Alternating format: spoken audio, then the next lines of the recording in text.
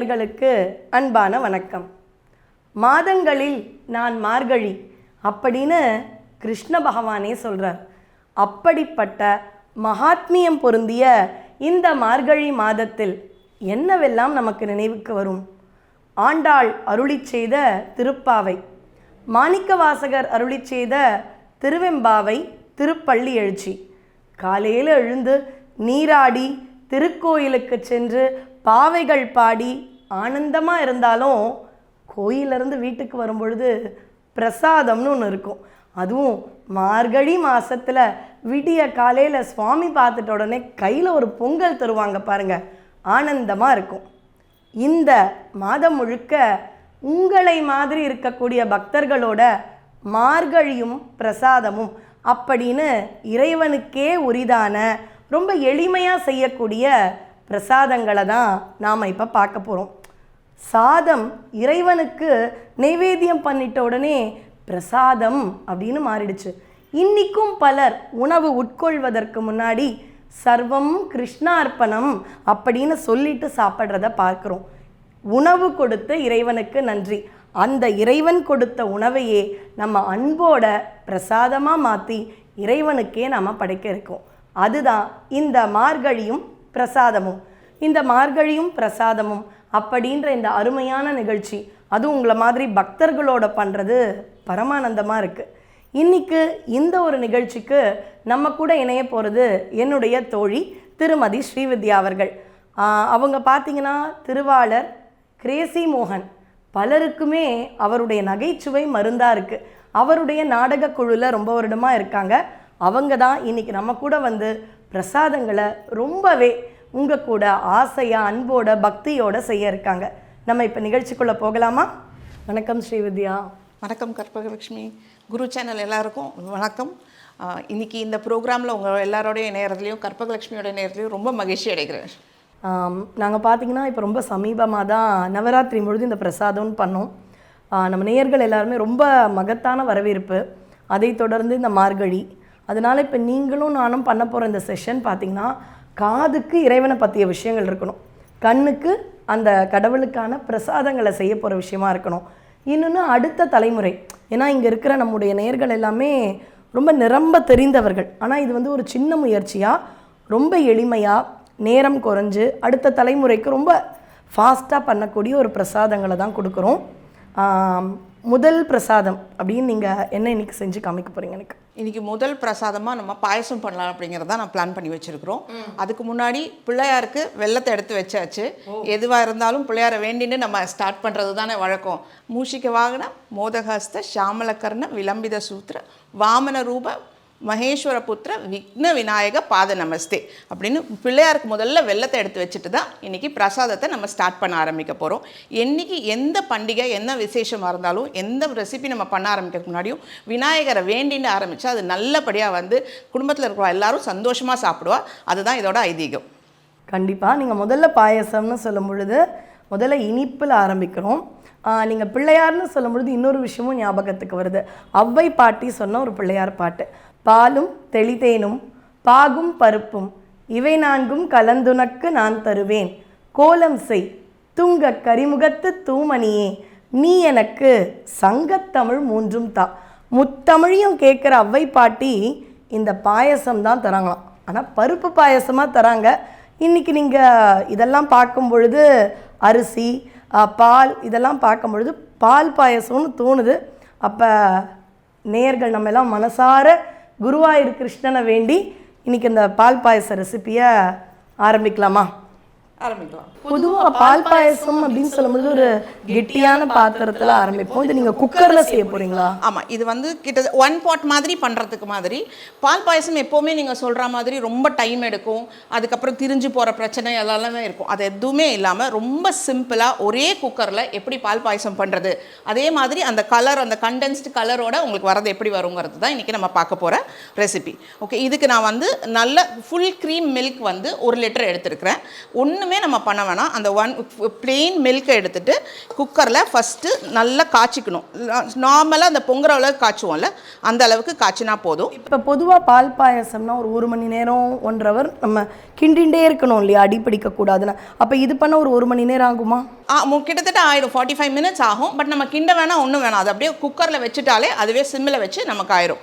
இப்போ நான் 1 லிட்டர் பால் எடுத்துருக்கிறேன். இந்த 1 லிட்டர் பாலுக்கு நீங்கள் சொல்கிற மாதிரி அடிகனமான பாத்திரம் வேணும், அப்போ இல்லைன்னா அடி பிடிக்கும். அது இல்லாமல் இருக்கிறதுக்கு ஒரு டிப்ஸ் என்னென்னா, ஒரே ஒரு 1/2 cup வாட்டர் அதை மட்டும் நம்ம தண்ணி ஊற்றிட்டோம்னா இது வந்து அடியே பிடிக்காது. ஏன்னா நம்ம இதை வந்து ஒரு 25 நிமிஷம் குக்கரில் வைக்க போகிறோம். இது திக் பால், அதில் நீங்கள் இப்போ தண்ணி கலக்க. ஆமாம், தண்ணி வந்து வெறும் இது எதுக்காக கலக்கிறோம் அப்படின்னா இதுக்கு அடி பிடிக்காமல் இருக்கிறதுக்காக கலக்க போகிறோம். அதே மாதிரி இப்போ நான் குக்கரை என்ன பண்ண போகிறேன், இது பொங்குற வரைக்கும் வெயிட் பண்ணிவிட்டு குக்கரை மூடி சிம்மில் வச்சு வேக வைக்க போகிறோம். ஒரு எவ்வளோ நேரம் வேக வைக்கும் அப்படின்னா ஒரு 25 minutesலேருந்து 30 minutes வரைக்கும் ஆகும் இது வேகிறதுக்கு. ஸோ இப்போ 1 லிட்டர் பாலுக்கு நம்ம தண்ணி வந்து ஒரு 1/2 cup தண்ணி ஊற்றிருக்கோம். இதுக்கு வந்து பால் பாயசத்துக்கு ஒரு கைப்பிடி அளவு நம்ம அரிசி எடுத்துட்டா போதும், அதுக்கு மேலே தேவையே கிடையாது. இந்த பால் நம்ம காய்ச்ச ஆரம்பிக்கும் போது இந்த அரிசியை தண்ணியை ஊற்றி ஊற வச்சிடலாம். எவ்வளோ நேரம் ஊற வைக்கணும் அது நீங்கள்? இது காயிற வரைக்கும் ஊறினா போதும். ஓகே, இதுக்கு மேலே எதுவுமே கிடையாது. அது வெறும் அந்த 5 நிமிஷம் ஊறினா போதும். அதை ஊற வச்சுட்டு இதை வந்து பால் காய்ச்சறதுக்கு பண்ண போகிறோம். எனக்கு ஒரு சந்தேகம், இப்போ 1 லிட்டர் பால் நம்ம அந்த காலத்தில் நம்ம பாட்டிலாம் பண்ணுவா இல்லையா, அந்த அதில் பண்ணும்பொழுது குறையும் அளவு, இப்போ இதுவும் குறைஞ்சிடுமா? இது குறையவே குறையாது, இது அதே அளவு வரும் நமக்கு பண்ணும்போது. ஏன்னா இதை வந்து நம்ம ஃபுல்லாக ப்ரெஷர் குக் பண்ண போகிறதுனால அளவு அப்படியே வரும், இது குறையவே குறையாது. அதுதான் இதோட ஸ்பெஷாலிட்டியே. இப்போ இது கொதிக்கிற வரையும் நம்ம வெயிட் பண்ணணும். ஆமாம், இது பால் காய்ச்சற வரைக்கும் வெயிட் பண்ணிவிட்டு சக்கரை கண்டன்ஸ் மில்க் எடுத்து வச்சுருக்கோம். இது எல்லாமே இந்த 25 நிமிஷம் இது நல்லா வெந்து குக்கர் விசில் ஒரு 3 வாட்டி வந்ததுக்கப்புறம் தான் ஆட் பண்ண போகிறோம். இப்போ வேறு எதுவும் ஆட் பண்ண வேணாம், பால் காயிற வரைக்கும் வந்துட்டு அரிசி ஆட் பண்ணால் போதும். அப்போ பால் காயிற வரைக்கும் நம்ம குருவாயூரப்பனை பற்றி பேசலாமா? கண்டிப்பாக. ஏன்னா பால் பாயசம் அப்படின்னு சொன்னாலே எந்த கோயிலோட அப்படின்னு பார்த்தீங்கன்னா அவ்வளோதான், மனம் முழுக்க நிறைவாழ்வு தருவாய் என் குருவாயூர் கண்ணா, என் நிலவாழ்வில் நீ அன்றி துணையேது கிருஷ்ணா அப்படின்னு சொல்லக்கூடிய அந்த உன்னி கிருஷ்ணன், குழந்தை கிருஷ்ணன், இன்றைக்கும் பலருக்கும் கண்கண்ட தெய்வமாக இருக்கும் அந்த குருவாயூரப்பன் தான் ஞாபகம் வரும். இன்றைக்கும் அவங்க வீட்டு குழந்தைகளுக்கு மலையாள சகோதரர்கள் மட்டும் கிடையாது, பொதுவாகவே பாரத நாட்டில் அவங்க குழந்தைகளுக்கு முதலில் சோறு ஊட்டல், அன்ன சோறு ஊட்டல் அப்படின்றத வந்து குருவாயூர் கிருஷ்ணன் கோயிலில் தான் துவங்குவாங்க. இப்படி குருவாயூரப்பனை பற்றி உங்களுக்கு ஏதாவது அனுபவம் இருக்கா? இல்லை, இது அதாவது நீங்கள் நல்லா கேட்டீங்க. இது இந்த குருவாயூரப்பன் பிரசாதமே ஏன் ஆரம்பித்தோம் அப்படின்னா, நான் பிறந்து வளர்ந்தது எல்லாமே நங்கநல்லூரில். எங்கள் வீட்டு பக்கத்துலேயே வந்து உத்தர குருவாயூரப்பன் கோயில்னு ஒன்று இருக்கும். அதாவது நம்ம குருவாயூரப்பன் கோயில் மாதிரியே இருக்கும். ஸோ அங்கே இதெல்லாம் இது பிரசாதமாக இருக்கிறதுனால இதை நான் கற்றுக்கவே ஆரம்பித்தது. இந்த பொதுவாகவே இந்த நங்கநல்லூர் சில இடங்கள்லாம் நிறைய கோயில்கள் இருக்குது. நம்ம பாரத தேசம்னாலே இந்த கோயில்கள் தானே பெருசு. அதுவும் குருவாயூரப்பன் கோயில் பக்கத்துலன்னு இருக்கும்பொழுது அதிகாலையில் எழுந்து அந்த ஒரு வைப்ரேஷன் கண்டிப்பாக இருந்திருக்கும். சரி, அங்கே என்ன அனுபவங்கள்லாம் நடந்தது? குருவாயூரப்பன் அப்படின்னாலே நீங்கள் சொன்ன மாதிரி ஒரு குழந்தை கடவுள் தானே. ஸோ குருவாயூரப்பன் அப்படிங்க பார்க்கும்போது எனக்கு நிஜமாக ஒன்று ஞாபகத்துக்கு வர்றது என்ன சொல்லணும் அப்படின்னா, குருவாயூரப்பனை வேண்டினா குழந்தை பாக்கியம் கிடைக்கும் அப்படிங்கிறது தான் ஒரு விஷயம். நாங்கள் அந்த ஏரியாவில் இருக்கும்போதே நிறைய பேருக்கு குழந்தை வேணும் அப்படின்னா குருவாயூரப்பனை வேண்டிட்டு துலாபாரம் போடுறேன் அப்படின்னு வேண்டிப்பாங்க. துலாபாரம் போடும்போது என்ன வேணாலும் வேண்டிப்பாங்க. துலாபாரம் வந்து அரிசி, பருப்பு, சர்க்கரை, வாழைப்பழம் எது வேணும்னாலும் வேண்டிப்பாங்க. அந்த குழந்தை பிறந்த உடனே போய் அந்த துலாபாரத்தை போட்டு எடைக்கு எடை கொடுத்து கடவுள்கிட்ட நன்றி சொல்லிட்டு வரதான். அண்ட் பெரும்பாலும் அப்போ நாங்கள் பார்க்கும்போதெல்லாம் அந்த குருவாயூரப்பனை வேண்டும் போது அழகாக பாய் பேபியாக பிறக்கும். பாயோ கேர்லோ நமக்கு ஒரு குழந்தை வரம் தரக்கூடிய எப்படி ஒரு முருகக்கடவுள் அப்படியோ அதே மாதிரி குருவாயூரப்பன் இன்றைக்கும் ஒரு சத்திய தெய்வமாக, அதாவது நாராயண பட்டத்திரின்றவரை நினச்சா நாராயணியம் அப்படின்றவங்களாம் இன்றைக்கி நிறைய பேர் பல சொற்பொழிவாளர்கள் அதற்கான அந்த பொருளை சொல்லி புரிஞ்சு நாராயணியம் சொல்லும் பொழுது அதுலேயும் அந்த நாராயணியத்தில் இருக்கிற ஒரு ஸ்லோகம் மகா பெரியவா சொல்லி பல கொடிய நோய்கள், ஏன்னா கொடியது என்னன்னு சொல்லும் பொழுது சில நோய்கள் கொடியதுன்னு அவ்வை சொல்கிறாங்க. அப்படிப்பட்ட நோய்களுக்கு அருமருந்தாக இருக்கிறது தான் நாராயணியத்தில் வர ஒரு ஸ்லோகம். ஒரு பானை சோத்துக்கு ஒரு சோறு பதம்ன்ற மாதிரி அந்த ஒரு ஸ்லோகம் அத்தனை மகாத்மியம் பொருந்தியது. அதனால் கிருஷ்ணருக்கு மட்டும் இல்லை அந்த பாயசம், லலிதா சஹஸ்ரநாமத்தில் அம்பாளுக்குமே இந்த பாயசம்ன்றது ரொம்ப பிடிக்கும். அதே மாதிரி லக்ஷ்மி தேவிக்கு வெள்ளிக்கிழமைகளில் இந்த பாயசம் பண்ணுவாங்க. லக்ஷ்மி தேவி சந்திர சகோதரி, அதனால் வெண்மை நிறமாக இருக்கக்கூடிய இந்த பாயசத்தை திங்கட்கிழமை அல்லது வெள்ளிக்கிழமை இந்த 2 நாட்களிலும் லக்ஷ்மி தேவிக்கு இந்த பால் பாயசம் ரொம்ப ரொம்ப உகந்த ஒரு பிரசாதமாக போற்றப்படுகிறது. அதில் மாற்று கருத்தே இல்லை. இப்போ இந்த பிரசாதம் செய்கிறோம் இல்லையா, இப்போ நீங்கள் வெறும் பாலை கொதிக்க வைக்கிறீங்க, இந்த கரண்டி போட்டு கிண்டலாம் வேண்டாமா? இது வேண்டவே வேண்டாம். இது இப்போ நம்ம வந்து குக்கரில் மூடி வைக்க போகிறதுனால இதில் கிண்டவே வேணாம். இது அதுக்கப்புறம் குக்கர் வெந்து வந்ததுக்கப்புறம் கலர்றதுக்கு மட்டும் வச்சுட்டா போதும். இப்போ நம்ம ஒன்றுமே பண்ண வேண்டாம். ஓ, இதனால தான் அடிப்பிடிக்கக்கூடாதுன்னு ஒரு கொஞ்சம் தண்ணியை முதல்ல ஆட் பண்ணிக்கலாம். ஏன்னா இப்போ அந்த காலம் மாதிரி நம்ம கிண்டிண்டு இருக்கிறதுக்குன்னு பிரசாதம் அப்படின்னு சொன்னாலே பார்த்திங்கன்னா அதில் ஒரு மெனக்கெடல். நம்ம சுவாமிக்கு என்ன பண்ணுறோம், இப்போ நம்ம குழந்தைனா பார்த்து பார்த்து பண்ணுறோம்ல, அது மாதிரி கடவுளுக்கு பண்ணுறது. ஆனால் சிலருக்கு இப்போ இருக்கக்கூடிய வேலைகள் அதில் செய்யணும்னு ஆசை இருக்குல்ல, அப்போ அவங்கெல்லாம் இதை ரொம்பவே அழகா இது அந்த மாதிரி கற்றுக்கிட்டது தான் இந்த ரெசிபி. முன்னாடியெல்லாம் எப்படி நம்ம பால் பாயசம் பண்ணுவோன்னா, நீங்கள் சொல்கிற மாதிரி ஒரு பெரிய அடுக்கு வச்சுட்டு அந்த பால் வந்து சுண்டுற வரைக்கும் வச்சு அதுக்கப்புறமா சக்கரை போட்டு இதை சாதத்தை தனியாக வேக வச்சு அதில் கலரி அதை மாதிரிலாம் பண்ணாமல், இது வந்து இப்போ நான் எல்லாமே அட்வான்ஸ் ஆகிடுச்சு, எல்லோரும் ஃபாஸ்ட்டாக போயிட்டு இருக்கறனால ஒரு குக்கர் அந்த பக்கம் சைடில் வச்சா இந்த பக்கம் நம்ம சமைச்சுட்டே இருக்கலாம். அந்த மாதிரி தான் பண்ணிகிட்டு இருக்கிறது. இப்போ கூட ஒரு அன்பர் வந்து பெரிய உருளி ஒன்று குருவாயூர் க்ஷேத்திரத்தில் இருக்கிற கிருஷ்ணனுக்கு வந்து காணிக்கையாக கொடுத்தாங்க அப்படின்றத கேள்விப்பட்டேன். ஏன்னா அங்கே வந்து லிட்டர் கணக்கில் அந்த உருளியில் அங்கே பால் பாயசம் அப்படின்றது ரொம்பவே பாரம்பரியம் மிக்க முறையில் பண்ணுறாங்க. மார்கழி அப்படின்னு சொல்லும் பொழுது நீங்கள் கேள்விப்பட்டிருப்பீங்க, இதை வந்து பீடை மாதம் அப்படின்ற மாதிரி பொதுவாக சொல்லுவாங்க. ஏன்னா அதை பற்றி இங்கே நிறைய பேருக்கு தெரியும், இருந்தாலும் சொல்கிறது கடமை நினைக்கிறேன். அது பீடு உடைய மாதம், அதாவது மார்கழி அப்படின்றதே பார்த்தீங்கன்னா பெருமை பொருந்திய மாதம். அந்த பீடு அப்படின்னா பெருமை. நீங்கள் யோசித்து பார்த்தீங்கன்னா பீடுடைய பிரமாபுரமேவிய பெம்மான் அப்படின்னு சம்பந்தருடைய திருக்கடை காப்பில் கூட ஒரு வரி உண்டு. அதனால் பீடுனா மகாத்மியம், பெருமை, அருமை பொருந்திய மாதம். அதுதான் காலப்போக்கில் பீடுடைய மாதம் அப்படின்றது மருவி மருவி மருவி பீடை மாதம் அப்படின்னு ஆயிடுச்சு. பொதுவாக வீடு காலி பண்ண மாட்டாங்க, வீட்டில் இருக்கக்கூடிய சில சுப நிகழ்வுகள் பண்ண மாட்டாங்க. எதனால்? அது ஒரு பெருமையான மாதம்னா அப்போ இதெல்லாம் பண்ணலாமே இல்லையா? அந்த பெருமையான மாதத்தில் முன்னாடியே நான் சொன்னேன் இல்லையா, கிருஷ்ணர் நான் தான் மாதங்களில் மார்கழின்றார். அப்போ ரொம்பவே ஆன்மீக பலத்தை பெறக்கூடிய மாதம் தான் இது. நீங்கள் பார்த்தீங்கன்னா வைகுண்ட ஏகாதசி மார்கழியில் வரும், சைவ மக்கள் கொண்டாடும் ஆருத்ரா வரும். ஆருத்ரான்னு சொல்லும் பொழுது நம்ம இந்த பிரசாதங்களில் ஒரு சமயம் கண்டிப்பாக நட்ராஜருக்கான களி பண்ணணும். கண்டிப்பாக இப்போ முதல்ல ரொம்ப இனிப்பாக ஆரம்பிக்கணும் அப்படின்னு சொல்லிட்டு குழந்தை கிருஷ்ணர் இல்லையா அவருக்காக நம்ம பால் பாயசம் ரொம்ப எளிமையாக ஆரம்பிக்கிறோம். இதை தொடர்ந்து ஒன்றுமே பார்த்திங்கன்னா நம்ம இந்த மார்கழிக்கு ஏதோ ஒரு வகையில் ஏதோ ஒரு இறைவனுக்கு தொடர்புடைய பிரசாதங்களை செய்யணும். இதெல்லாம் நம்ம பண்ணலாம். தினம் தினம் 30 நாளும் பண்ண முடியலனாலும் ஒரு 5-10 நாள் ஆசையாக பண்ணால் போருமே. நம்ம எந்த அளவு கடவுளுக்காக போகிறோமோ, நம்ம ஒரு அடி எடுத்து வச்சா இறைவன் நம்மளை குழந்தை மாதிரி நினச்சி பல அடிகள் எடுத்து வந்து ஓடோடி அருள் செய்வான். அதுதானே நம்முடைய முன்னோர்கள் நமக்கு கொடுத்த நம்பிக்கை. இப்போ கொஞ்சம் கொதிக்க ஆரம்பிக்கிறது. இப்போ பால் நல்லா காஞ்சி போச்சு. அரிசியை நம்ம இப்போ ஆட் பண்ணிக்கலாம். பொங்கலாம் வேண்டாம், இந்த அளவு கொஞ்சம் பொங்கி போதும். இப்போ பார்த்தா உங்களுக்கு ஏடு தெரியும், மேலே ஏடு பாலாம் வச்சு பொங்கி வரணுங்கிற அவசியம் கிடையாது. இப்போது நம்ம இந்த அரிசியை ஆட் பண்ணிக்கலாம். அந்த தண்ணியோடய ஆட் பண்ணிக்கலாம். தண்ணியோடு ஆட் பண்ணியாச்சு. இப்போ இது குக்கரை மூடி வச்சுட்டு நம்ம சிம்மில் வச்சிடணும்.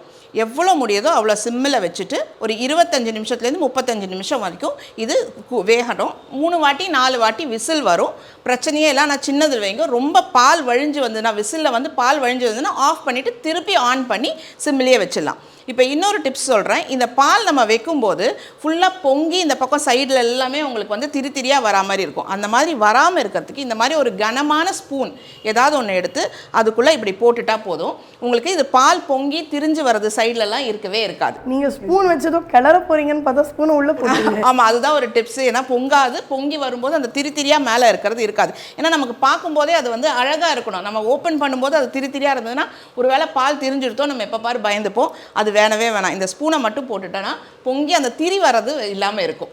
எனக்கு இதை பார்த்தா கொஞ்சம் சிரிப்பே வந்துடுச்சு. அவங்க ஏதோ கிளறி விட தான் ஸ்பூன் வச்சுருக்காங்கன்னு பார்த்தா கை தவறி விட்டுட்டாங்களோன்னு பார்த்தா உள்ளே போட்டுட்டாங்க. நமக்கு இந்த டிப்ஸ் தெரியாது. புதுமையை நம்ம அடாப்ட், அதாவது எடுத்துக்கணும் அப்படின்றது நல்ல விஷயம் தானே. பொதுவாக பால் பாயசம் அடியன் கூட பண்ணியிருக்கேன், ஆனால் கரண்டியை வச்சு கை வலிக்க வலிக்க கிண்டணும். ஆனால் இப்போ வரைக்கும் இந்த ஒரு பால் பாயசத்தில் என்ன ஸ்பெஷலாக கரண்டியே அவங்க இப்போ வரைக்கும் எடுக்கலை. அப்போ இவ்வளவு எளிமையான பால் பாயசம், காலையில் ஒரு பக்கம் அரிசி பருப்பை போட்டுட்டு ஒரு குக்கரில், இன்னொரு குக்கர் இருந்தால் பால் பாயசம் போனால் வாரத்துக்கு ஒரு பிரசாதம் இந்த மார்கழி மாதத்தில் நம்ம செய்யலாம் இல்லையா. இதையே கூட முதல் பிரசாதமாக கிருஷ்ணன், குழந்தை கிருஷ்ணனுக்கு பண்ணலாமே. இப்போ இதுக்கு ஸ்பூனை போட்டாச்சு. இப்போ குக்கரை நல்லா மூடிட்டு முடிஞ்ச அளவுக்கு சிம்மில், உங்கள் அடுப்பில் எவ்வளோ சிம் வைக்க முடியுமோ அவ்வளோ சிம்மில் வச்சுட்டு, எலக்ட்ரிக் குக்கர்னா சிம்மில் அதுலேயும் ஆமாம் அதுலேயும் டெம்பரேச்சர் வச்சுக்கலாம். வச்சு சிம்மில் வச்சுட்டு ஒரு 25 மினிட்ஸ் வரைக்கும் விட்டுடலாம். 25 மினிட்ஸ் 30 மினிட்ஸ் கூட விடலாம். இது 3 வாட்டி விசில் வரும். விசில் வரும்போது கொஞ்சம் கொஞ்சம் பால் வரும். அது 3ஆவது வாட்டி வரும்போதே உங்களுக்கே தெரியும் அந்த கலர் நல்லா மாறி இருக்கும். அதாவது இப்போ வெள்ளை கலர் இருக்கிறது ஒரு மாதிரி ரோஸ் கலராக வரும். அப்போ நல்லா குக் ஆகிடுச்சு அப்படிங்கிறது தெரியும். அப்போ நம்ம ஆஃப் பண்ணிக்கலாம். 3 வாட்டி டேஸ்ட்டாக வரணும்னு ஒரு 5 விசில் தேவைன்னா வைக்கலாமா? 5 விசில் வைக்கணுங்கிற 4 விசில் வச்சுட்டு ஓப்பன் பண்ணுறதுக்கு லேட் பண்ணிக்கலாம். லேட் ஆகுனா அது ஃபுல்லாக அந்த கண்டென்ஸ் ஆகிடு, உள்ள அந்த கலர் வந்து சேஞ்ச் ஆகும். இப்போ நீங்கள் இந்த மில்க் மேடோ சர்க்கரையோ எதுவும் ஆட் பண்ணலை, பால் அதுலேயே தண்ணியோட அரிசி, புது ரெசிபி ஒரு கரண்டியை வேற போட்டு நீங்கள் க்ளோஸ் பண்ணியிருக்கீங்க. இப்போ நம்ம எவ்வளோ நேரம் அந்த 3 விசிலுக்கு காத்திருக்கணும்? ஆமாம், இது 3 விசில் ஆகட்டும். அதுக்கப்புறம் நம்ம திறந்து பார்ப்போம். அழகாக பால் பாயசமாக இருக்கும். அப்போ அதுவரையும் நம்மளும் ராமா கிருஷ்ணான்னு சொல்லிட்டு 3 விசிலுக்காக குழல் சத்தம் மாதிரி 3 விசில் வரும், வெயிட் பண்ணலாம். இப்போ ஒரு 4 விசிலே விட்டுட்டோம். நீங்கள் சொல்ல மாதிரி ரோஸ் கலர் பார்க்க முடியுது. ஸோ இப்போ ப்ரெஷர் குறைஞ்சிட்டோன்னே நம்ம இதை எடுத்துடலாம். அப்படியே மானசீகமாக குருவாயூருக்கு வந்த மாதிரி இருக்குது. சின்ன வயசில் கேட்ட 2 வரிகள் தான் ஞாபகத்துக்கு வருது. என்ன சொல்கிறது, அந்த குருவாயூருக்கு வாருங்கள், ஒரு குழந்தை சிரிப்பதை பாருங்கள், ஒருவாய் சோறு ஊட்டும் தாய் முன் உட்கார்ந்திருப்பதை பாருங்கள்னு வரும். அவ்வளோ பெரிய பரபிரமம், யசோதை கிட்ட ஒரு அம்மான்ற ஒரு உணர்வோடு உட்கார்ந்து அந்த ஒருவாய் சோறு அப்படின்றதுக்காக அந்த குழந்தை கிருஷ்ணன் பார்ப்பாராம். அதனால் ஒரு குருவாயூருக்கான எஃபெக்ட் மானசீகமாக நம்ம எல்லாருமே அந்த குரு வாயூர் அப்படின்ற அற்புத கஷேத்திரத்தில் இருக்கோம். எல்லாருடைய வியாதிகளும் நீங்க பெற்று ஆரோக்கியமாக அந்த குருவாயூரப்பன் அருள் இந்த மகாத்மியம் பொருந்திய மார்கழி மாதத்தில் எல்லாருக்கும் வரணும் அப்படின்ற வேண்டுதலோட நீங்களே உங்கள் பாயசத்தை எடுக்கலாமா? ஆஹா, இப்போ நல்லா வந்து வெந்திருக்கும். இது இப்போ அவங்க ஸ்பூன் இருக்கா பார்த்துக்கிறேன் நான் அதை அடிக்கடி.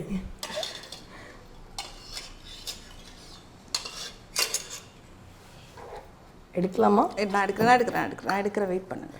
பரவாயில்ல, சுட சுட. இப்போ இது நல்லா கொதிச்சு வந்ததுனால இதுக்கப்புறமா இப்போ தான் நம்ம வந்து சர்க்கரையை போட்டு கலக்க போகிறோம். பார்த்தீங்கன்னா திரிஞ்சிருக்காது, எதுவுமே இல்லாமல் அந்த குவான்டிட்டியும் அப்படியே இருக்கும் பாருங்கள். குவான்டிட்டி தான் எனக்கு ரொம்ப பிடிச்சிருக்கு. இதில் வந்து 1 கப்பு சர்க்கரை போட்டிருக்கிறேன். நம்ம ஃபஸ்ட்டு போட்டதில் எவ்வளோ தண்ணி ஊற்றினமோ அந்த மாதிரி 1 கப்பு போட்டிருக்கோம். கொஞ்சமாக கண்டென்ஸ் மில்க் ஊற்றுறேன். இந்த கண்டென்ஸ்டு மில்க் கண்டிப்பாக தேவையா? ஏன்னா அது இல்லாமே எனக்கு அந்த ஒரு அதுக்கான ஒரு டெக்ஸ்சரும் ஸ்மெல் அரோமான்னு வாங்க இல்லையா, அது இருக்குது. அப்போ இது தேவையா? இது ஆப்ஷனல் தான், ஆனால் இது போட்டால் இன்னும் நல்லா இருக்கும், அதுக்காக இது போடுறது. ஓ, இப்போ இதுக்கு முந்திரி பருப்பு அதெல்லாம் தேவையில்லை? எதுவுமே பால் பாயசத்துக்கு முந்திரி பருப்பு இல்லை ஏலக்காய் பொடி எதுவுமே வேணாம். இந்த பால் வாசனையில் தான் வந்து இது நல்லாவே இருக்கும் ஃபுல்லாக. இதை மட்டும் கொஞ்சம் கரையிற வரைக்கும் நம்ம கொதிக்க வச்சா போதும். சர்க்கரை கரைஞ்சிடுச்சுன்னா ஆஃப் பண்ணிவிட்டு சர்வ் பண்ணிடலாம். நான் சர்க்கரை கரையிற வரை தான் கலரவே போகிறீங்க? ஆமாம், இது குக்கர்லேயே வெந்ததுனால சும்மா இப்போ ஓப்பன் பண்ணி சர்க்கரையை போட்டு கண்டென்ஸ் மில்க் போட்டு இது கொதிக்க வச்சா போதும். லைட்டாக கொதிக்க வச்சா போதும், ரொம்ப கொதிக்க வைக்க வேண்டியது இல்லை. நீங்கள் இப்போ பார்த்தீங்கன்னா அது அடியும் பிடிச்சிருக்காது, பாலுமே அதே டெக்ஸ்டர் நல்லா வந்திருக்கும். ஏன்னா 2-3 விஷயம் இந்த பால் பாயசம். ஒன்று, பால் பாயசம் முடிஞ்ச உடனே அந்த கனமான பாத்திரத்தை மறுபடியும் சுத்தப்படுத்துறது ரொம்ப பெரிய டாஸ்க். பட் நீங்கள் சொல்கிற மாதிரி எங்கேயுமே அடி பிடிக்கலை. கரண்டியை வச்சு கிளறியே கை வலிச்சிரும், அந்த வேலை இல்லை. 3வது விஷயம், குவான்டிட்டி ரிமைன்ஸ் சேம்ன்ற மாதிரி இருக்குது, குறையலை. ஆமாம், பால் சுண்ட குறையும். பட் இது ரொம்ப எளிமையாக இருக்குது. இதுக்கு நீங்கள் எதுவும் நின்று அதையே பார்த்துட்டும் இல்லை. ஸோ ஒரு வேலையை பார்த்துட்டே இதை பண்ணிவிட்டு குக்கரில் வச்சுட்டு மற்ற சமையலெல்லாம் நம்ம முடிச்சுட்டு வந்து பார்த்தோன்னா இது ரெடியாக இருக்கும். ஓப்பன் பண்ணி இதை வெறும் சர்க்கரையும் கண்டென்ஸ் மில்க்கும் ஆட் பண்ணால் போதும். இதுதான் சிம்பிளான ரெசிபி, குருவாயூரப்பன் கோயில் பால் பாயசம். அப்போ நம்முடைய நேயர்களும் மிகப்பெரிய பக்தர்கள் அவங்க எல்லாருமே. அதனால் இது மாதிரியான ரொம்ப ஒரு குவிக் சொல்கிற மாதிரி ரொம்பவே குவிக்கான ஒரு பால் பாயசம் இந்த மார்கழிக்கு நம்முடைய குட்டி கிருஷ்ணனுக்கு செய்வோம். மார்கழி முழுக்க இறைவனை நம்ம பிரார்த்தித்து கொண்டே இருக்கணும். நம்ம எப்படி சாப்பிட்றோமோ அதே மாதிரி இறைவனுக்கு அப்படின்றதுனால தானே நம்ம முன்னோர்கள் எல்லாம் பிரசாதம்னு வீட்டில் கூட சாதம் அடித்தா முதல்ல நம்மலாம் யாருக்கு, சுவாமிக்கு தானே காண்பிப்போம். அதனால் ரொம்ப பிடிச்ச இந்த பிரசாதம் பாயசம் லக்ஷ்மிக்கு உகந்தது, லலிதா சஹஸ்ரநாமத்தில் லலிதா திரிபுர சுந்தரிக்கு உகந்தது. இப்படி தெய்வங்களுடைய அந்த ஒரு மனம் இந்த பாயசத்தில் இருக்குது.